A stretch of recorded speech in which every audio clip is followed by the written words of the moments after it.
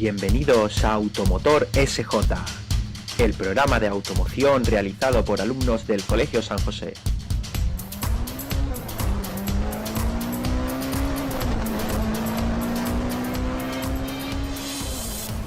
Buenos días, queridos oyentes. Soy Alberto Reyes y en este momento se encuentra conmigo Alejandro Mejías. Buenas tardes, chicos. Álvaro García. Muy buenas, chicos. Estoy muy contento de poder estar aquí con vosotros. Daniel Villalba. Buenas a todos y cada uno de nuestros radioyentes. Y Miguel Ángel Montes. Hola, ¿qué tal? Encantado de estar aquí hoy con vosotros. Y vamos a dedicar la sección de hoy a hablar sobre un tema esencial en el sector de los automóviles, como es el sistema de lubricación. Más concretamente, los elementos que lo componen y sus distintas funciones.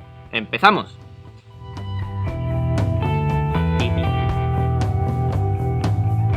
Bueno, chicos, empezamos contando a los oyentes cuáles son los principales componentes de un sistema de lubricación. ¿Qué puedes contarme del cárter, Daniel? Pues el cárter nos sirve de depósito para almacenar el aceite de motor, pero no solo sirve de contenedor, también ayuda a refrigerar el aceite gracias a sus paredes delgadas con la circulación de aire bajo el vehículo durante la marcha. Además, suele disponer de aletas de aluminio para favorecer la transferencia de calor. En este sistema se conoce como cárter húmedo. Bueno, pero además del cárter húmedo, he escuchado algo de cárter seco. ¿En qué consiste? Podemos encontrarnos con este tipo de cárter, el cual contiene la totalidad del aceite del motor, donde la mayor parte se encuentra a lo largo del circuito y conductos de refrigeración labrado en el motor. Este tipo es menos usual en los vehículos que encontramos en la calle y que seguro disponen nuestros oyentes, ya que se utiliza en motores de competición y motos, donde sí es más habitual. Bueno, pero si es usado en competición tendrá ventajas notorias. ¿Cuáles son? Este tipo de cárter tiene 4 grandes ventajas. La primera es una alimentación de aceite más fiable. La segunda es un menor contenido de aire en el aceite. Por tercero, la temperatura del aceite se reduce considerablemente. Y por último, un cárter de menor tamaño que además tiene menos riesgos de rotura si somos de circular, digamos, alegre por el campo. Una explicación de lujo, Daniel. Bueno, ¿y quién se encargaría de enviar el aceite por todos los conductos? Alejandro. Esta función la tiene la bomba de aceite, Alberto, que es quien genera la presión en el circuito de aceite para repartirlo a todos los elementos. ¿Y como el cárter hay más de un tipo de bomba? Por supuesto, hay varios tipos. La de engranaje, donde el aceite es succionado del cárter por la bomba a través de una trompa con un tamiz incorporado para filtrar las pequeñas partículas más gruesas, y el cigüeñal mediante engranaje o cadena mueve una rueda conductora que a su vez mueve un dentado. Y esta engrana con la rueda dentada que gira loca alrededor de su eje. El movimiento de estas dos ruedas dentadas forma una aspiración que succiona el aceite del cárter y una zona de impulsión donde se envía al circuito de engrase. Buena explicación, Alejandro. ¿Podría explicar otro tipo de bomba? Sí, por ejemplo, otro tipo interesante sería la bomba de lóbulo, donde un anillo dentado interior con forma de lóbulo gira a loco y es arrastrado por un rotor el cual tiene un lóbulo menos que el anillo como dato, movido por el cigüeñal. El giro del rotor crea una zona de succión que envía el aceite a alta presión por el circuito y todo está encerrado en una carcasa con una tapa que lo encierra todo. Muy bien, ¿y los demás tipos de bomba cuál serían? Para cerrar ya el tema de la bomba. Pues serían dos tipos, la de engranaje interiores y la de control eléctrico. La de engranaje interiores es donde el cigüeñal mueve un rotor que se sitúa excéntrico a un anillo loco, pudiendo tener un engranaje en forma de diente o lóbulo, y ambos elementos se encierran dentro de una tapa. Entre ellos se coloca un elemento en forma de media luna que separa el lado de aspiración con el de impulsión, para que el aceite pueda ser bombeado de un lado a otro. Y la última, la de control eléctrico con regulación de flujo volumétrico, el cual en condiciones de baja carga suministra poca cantidad de aceite, reduciendo el rendimiento de la bomba y el consumo de combustible. La bomba de paleta y su eje se sitúa de forma excéntrica a la carcasa. Perfecto. Muchas gracias, Alejandro. Álvaro, tu turno. ¿En qué elemento más destacaría? Pues yo destacaría el filtro, que considero que es un elemento imprescindible para cuidar el motor, ya que previene el desgaste prematuro de este. Coincido contigo, Álvaro. Explica a nuestro oyente su función, por favor. Por supuesto, Alberto. El filtro es un elemento poroso, que tiene unas partículas metálicas que retienen las partículas metálicas y carbonillas, que se generan a lo largo del ciclo de trabajo. Este tiene gran importancia, ya que si cambiamos el aceite, pero no el filtro, este puede saturarse y no cumplir su función de filtrado. Encadenando lo que Álvaro nos ha expuesto de forma clara, deberíamos contarle a nuestros oyentes la variedad de filtros de aceite de los que disponemos, ya que no serán pocas las características a tener en cuenta. Efectivamente, Alberto, como hemos comentado, el sistema de lubricación es un circuito cerrado por el que circula el aceite, por lo que el filtro es un elemento que puede estar dispuesto en dos montajes distintos, serie o paralelo. Interesante. ¿Y qué los diferencia? Empezaremos por la dispuesta en serie. Es la más común y en la que todo el aceite pasa por el filtro antes de ser repartido por el resto de los elementos del sistema. Por esto tendrá la particularidad de disponer de una válvula de tipo bypass que permite que el aceite siga circulando si el filtro queda completamente atorado. Y por otro lado tenemos la disposición en paralelo, también llamada por derivación. En este caso, parte del aceite del sistema pasa por el filtro y parte se dirige directamente a los elementos lubricados, ahorrándonos la válvula bypass. Además, el filtro tiene un tamaño de poros más fino, por lo que la filtración será mejor. Sin duda, una mejora que los fabricantes deberían incorporar a sus vehículos sin fijarse tanto en el coste. Una opinión muy correcta sobre este planteamiento, Daniel, pero además tenemos diferencia en la construcción del filtro. Álvaro nos va a explicar los dos tipos principales. Pues bueno, los dos tipos principales pueden ser en monobloque o de cartucho intercambiable. El monobloque es un elemento filtrante que se encuentra encerrado dentro de una carcasa de chapa formado por una unidad que se rosca al soporte del filtro. Y otro tenemos el de cartucho intercambiable. Es un elemento filtrante que se aloja en el interior de una carcasa que forma parte del motor y se cierra con una tapa roscada. Cuando se sustituye el filtro hay que sustituir también la junta tórica de estanqueidad. Bueno, Alberto, he oído que también estás puesto en este tema, ¿es cierto? Bueno, algo me defiendo. ¿Podrás explicar tú en qué consiste el enfriador de aceite, por ejemplo? Tengo entendido que es el encargado de enfriar el aceite para que este mantenga sus propiedades lubricantes, ¿me equivoco? Correctísimo. Continúa, por favor. Bueno, voy a seguir porque eres tú, ¿eh? No creas que vas a quitarme el puesto de entrevistado. Bueno, conozco los dos sistemas principales de refrigeración de aceite. Primero está el intercambiador agua-aceite, que en este el aceite circula por una especie de serpentín con aleta que aumenta la superficie de contacto con una cámara de líquido refrigerante que enfría el aceite. Por último está el intercambiador aire-aceite, por el cual circula el aceite es enfriado por el aire de la marcha del vehículo o cuando se pone en contacto el electroventilador. No lo podría haber definido mejor, Alberto. Muchas gracias por el cumplido. Bueno, ¿qué tienes que contarnos tú, Monte? Bueno, ya que nadie lo ha mencionado, voy a hablar un poco sobre los elementos de control que encontramos en el sistema de lubricación. Sus funciones son básicamente la de mantenernos informados de los distintos parámetros que afectan al sistema. El número de elementos de control depende del equipamiento del vehículo. Una pieza importante es el manómetro, que es un interruptor accionado por la presión del aceite que abre o cierra un circuito eléctrico. Cuando la presión del circuito es muy baja, se defiende una luz en el cuadro de instrumentos que nos indica que hay una anomalía.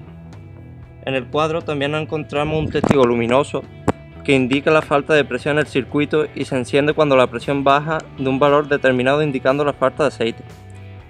Otro elemento importante del sistema es el manómetro que se encarga de medir la presión del aceite en el circuito en tiempo real. También cabe destacar y podemos mencionar la sonda de nivel y sonda de temperatura. La sonda de nivel está formada por un cable que tiene una elevada resistencia eléctrica y varía en función de cuánto está sumergida en el cárter de aceite. Por otro lado, la sonda de temperatura se incorpora en algunos vehículos y tiene la misión de indicar la temperatura de aceite en el cuadro de instrumentos a través de una aguja. Un elemento imprescindible en este sistema es la válvula limitadora de presión o válvula de descarga o reguladora. Podemos decir que va colocada en la salida de aceite de la bomba y su misión es la de liberar la presión cuando exista demasiada presión en el circuito. Como último elemento, podemos destacar el indicador de calidad que en vehículos de alta gama o industriales se instala un indicador de calidad de aceite que te muestra en una pantalla cuando es necesario cambiarlo. A continuación vamos a buscar la voz de la experiencia en el único gran gitano del colegio San José. No hablamos de otro que el inigualable, insuperable e inimitable Pepe Navarro. ¡Ole! Buenas, Pepe. Lo primero, darte Hola, las gracias ¿cómo estáis? por estar aquí con nosotros en este espacio radiofónico. Me debo a esto. Queremos hacerte un par de preguntas breves sobre los elementos del sistema de lubricación, si no te importa. Enfriadores. ¿Qué contratiempo respecto al enfriador de aceite es el más común en los talleres? Bueno, mira, dentro de los enfriadores tenemos dos tipos de enfriadores. Uno que sería aceite-aire, que eran los antiguos, bastante antiguos, como por ejemplo que te digo yo, el Citroën 2 caballos ya lo llevaba. Como era un refrigerado por aire, había que darle una ayudita también a lo que era el aceite. Entonces tenía un radiador de aceite. Ese también se le iba al cigüeñal, y cuando se iban los casquillos del cigüeñal había un problema, que esos casquillos se quedaban metidos en lo que era el radiador de aceite. Y al final se cegaba, se colmataba y hacía otro colapso. Entonces, la vida era de otra manera y entonces se cogía y se limpiaba. Entonces yo limpiaba mucho de ellos, porque me lo decía mi padre, venga, limpia, pero lo suyo es mejor ponerlo nuevo. Tampoco valía tanto. Este sería un radiador. Después se pusieron, sobre todo en motores diésel, ya en furgonetas y demás. Y uno que yo lo vi lo primero fue en un Rover 2400 SD, turbo diésel. Un Rover que era grandísimo. Y ahí es donde vi yo ya un radiador. Estamos hablando aceite, aire. Aceite, aire. ¿Pero qué pasa con el aceite, aire? Bueno, y después el siguiente que le vi fue a mi cosa, que me compré yo un R19 y también tenía otro aceite, aire. Es decir, que ya lo estaban poniendo en todo lo que era motores diésel. Y después vino el aceite agua. El aceite agua es muy bueno, pero te da avería. Claro. Tiene la avería que se pica. Y cuando se pica, le entra el agua lo que era el aceite. Y entonces tiene una particularidad. La particularidad que tiene es que se llena de aceite el bote expansor. Entonces por ahí lo coge. ¿Eso qué consecuencia tendría, Pepe? No, eso hay que cambiarlo por fuerza. Vale. Porque ya estás mezclando el aceite con el agua y ya ni refrigera bien, y aparte que estás perdiendo aceite, como perdiera sangre, ¿me entiendes? Claro, entonces hay que cambiarlo. Lo bueno que tiene es que conforme que el bote expansor esté negro, digamos, allí se deposita y lo coge por eso. Son muchas de averías de esas, ¿no? Que la aprendí no hace mucho tampoco, ¿no? Bueno, ¿y alguna curiosidad respecto al sistema de lubricación que te haya ocurrido en tu profesión? Bueno, se lo he contado al otro grupo, se lo está contando, que tuve un problema con los Ford. Los Ford antiguos, esto le pasan muchos gases abajo al cárter y fríe el aceite, que lo fríe, pero no es que lo fríe, lo carboniza. Y de eso tuvo un problema de un infarto. Infarto, falta de aceite. No, así como te lo digo, infarto. Y cuando voy y le quito cuando le quito el cárter, me veo allí un pedazo de cárter con una piedra, que yo era una piedra de carbón. Y el colador justamente con la piedra. Claro, eso cuando abría subida, se quedó sin aceite y fundió todos los casquillos de piedra. Entonces, ahí me equivoqué. Pero claro, mi padre, como sabe más que yo. Entonces me dijo mi padre, le digo, papá, esto vamos a sacar el motor, que esto hay que rectificarlo. Dice, no, de todos los casquillos. Digo, ¿los casquillos? Dice, toma, darle lija. Entonces se le pone una lija, con aceite o con gasoil, lija de papel, ¿eh? Si no, no puede ser aceite o gasoil porque se desprendería todo, ¿no? Claro. Y me puso a darle allí una osola, vamos, que me dolían las manos con una cuerda, se le pone una cuerda, le da 2 vueltas y te conoce, porque vamos, ordeñando a la vaca, ¿no? Total, se quedó fenómeno. Yo no me lo creía, la verdad que no me lo creía, ¿no? Yo creía que había que rectificar. Le pusimos los huevos de casquillo de biela, evidentemente cogí el cárter con un cincel y un martillo y tuve que quitarle la concha, pero te estoy hablando de la concha, pero vamos, te estoy hablando de una piedra, así de grande, tío, vamos, que estaba ahí en el cárter. Imagínate cómo estaban todas las canalizaciones, ¿no? 3/4. Y eso fue una de las cosas que más guerrilla me dio, pero vamos, me quedé perplejo porque yo no me creía que aquello iba a funcionar, ¿no? Pero claro, mi padre llevaba ya más... Porque mi padre seguramente le han pasado cosas de cosas más malas, porque la mecánica evolucionó muchísimo, entonces la tiene que pasar más averías malas. Y otra de las cosas, hermano, contacto de aceite también, que uno también el otro día cogió y le metió el gato al cárter y lo dobló. Al doblarlo, le pegó otra vez lo mismo que el otro, la cazoleta a la chapa. No había aceite entre medio, no pasó nada. Era un profesor del colegio, ya yo acababa de entrar en el colegio, me dio el coche para ¿verdad? Y se encendía la luz, ¿vale? Pues bueno, Pepe, muchas gracias por compartir con nosotros tu experiencia y por esta interesante anécdota. Bueno, chicos, llegamos al final del programa de hoy. ¿Cuál es vuestra opinión sobre el tema que hemos tratado al respecto? En mi opinión, el tema de lubricación es muy importante y lo tratado aquí hoy es muy interesante.